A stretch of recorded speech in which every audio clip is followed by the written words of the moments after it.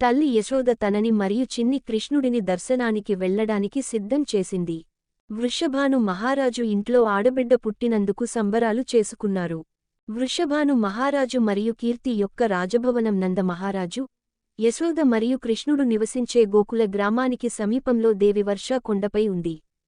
తల్లి యశోద పాప రాధ మరియు తల్లి కీర్తిద కోసం చాలా బహుమతులు సిద్ధం చేసింది. ఆమె అతనికి దుస్తులు వేసింది. తల్లి కీర్తిద యశోద మరియు కృష్ణులను చూసి సంతోషిస్తూ ఆప్యాయంగా స్వాగతం పలికింది.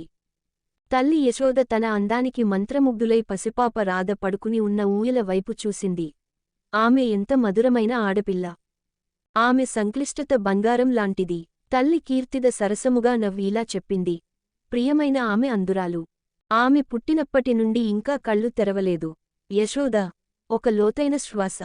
తల్లి యశోద తన మంచి స్నేహితురాలిని చూసి కొంచెం కంగారుపడి మెల్లగా అడిగింది, ఏం సమస్య, కీర్తిదా? నాకు ఆమెపై ఎలాంటి అశుభ సంకేతం కనిపించడం లేదు. తల్లి కీర్తిద తల దించుకుని గుసగుసలాడింది. మీ దయతో మరియు ప్రేమతో కూడిన మాటలకు ధన్యవాదాలు. అవును, మాకు ఆమె బంగారం కంటే విలువైనది. ఆమె పర్ఫెక్ట్. కాని తల్లి కీర్తిదా తీసుకుంది. పాయింట్. ఇది విన్న తల్లి యశోద ఆశ్చర్యానికి లోనైంది. కాని మరుసటి క్షణంలో ఆమె తల్లి కీర్తిదాతో ఓదార్పు మాటలు చెప్పింది. ఓహ్, నా ప్రియమైన స్నేహితుడా, చింతించకు. ఆమె కళ్ళు తెరుస్తుందని నేను ఖచ్చితంగా అనుకుంటున్నాను అతి త్వరలో.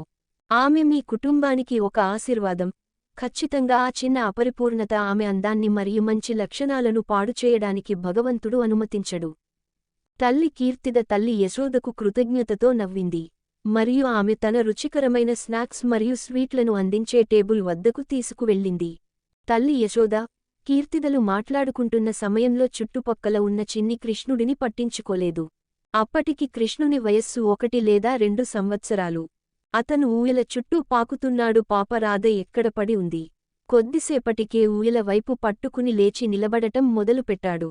కొంత సమయం తరువాత అతను ఊయలలోకి చూసేందుకు తగినంత ఎత్తులో నిలబడి విజయం సాధించాడు. ఆ క్షణంలోనే కృష్ణుడు ఊయల మీద నుండి లేచి నిలబడి ఆమె వైపు చూడగా, పాప రాధ తన అందమైన తామర కళ్ళు తెరిచి అతని వైపు చూసింది. రాధ పుట్టిన తర్వాత కళ్ళు తెరవడం అదే మొదటిసారి. ఆమె కృష్ణుడు వస్తాడని ఎదురుచూస్తోంది. ఎందుకంటే ఆమె ఈ ప్రపంచంలో ఎవరికన్నా ముందుగా కృష్ణుడిని చూడాలని కోరుకుంది.